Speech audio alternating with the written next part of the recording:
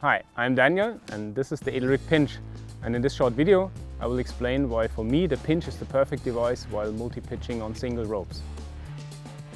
In multi-pitching I have three standard applications for a belay device. The one is belaying the leader, belaying the second and rappelling. Belaying the first offers me two options. When I'm not hanging in my harness, I'm standing unsuspended, I prefer to have the pinch directly clicked to my harness central loop. So I open the device, put the rope in and fix the device directly through my central loop and belay like in sports climbing, either in the tube method or in the pinch method. When I'm hanging in my self-belay sling, the central loop is really tight, so the movement of the device is not that free anymore. So I prefer to have a carabiner click to the device and link the device by the carabiner to my central loop when I'm hanging in my self-belay sling on the belay. Belaying a second, I have also two options. The first one I use if we're going in swapping leads. When I reach the belay, I click the rope to the second directly through a pre-clip and belay the second climber like in a top rope situation until he reaches the belay, and then he can directly proceed lead climbing and I proceed belaying like in a sports climbing situation. The second option is to belay from an anchor point. In this case, I put the rope through the device in the usual manner and then fix the device on an anchor point and belay the second from the anchor point.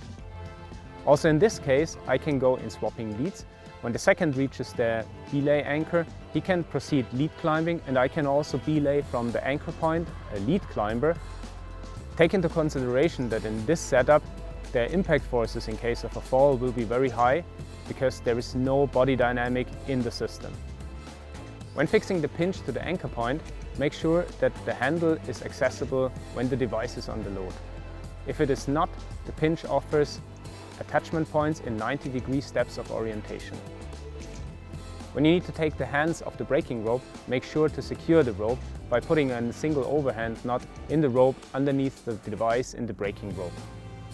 When the second needs to be lowered, the best is to use a second carabiner to redirect the braking rope and lowering the person by activating the handle, holding the rope with the braking hand. In case you want to give some extra support to your second, the easiest is to put a camming device, a Prusik knot or a cam to the loaded rope, redirect the rope there, and by that small pulley system create some extra force on the pulley.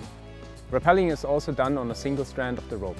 The rope gets locked in the anchor point, and before you detach your self-belay sling, make sure that the device is locking on the rope. Do a hanging test.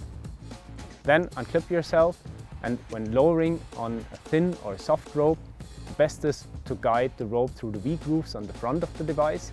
In case you're using thicker or stiffer rope, you can also guide the rope over the right side shell of the device. So that's the pinch. For me, the perfect device for all purposes while multi-pitch climbing on a single rope.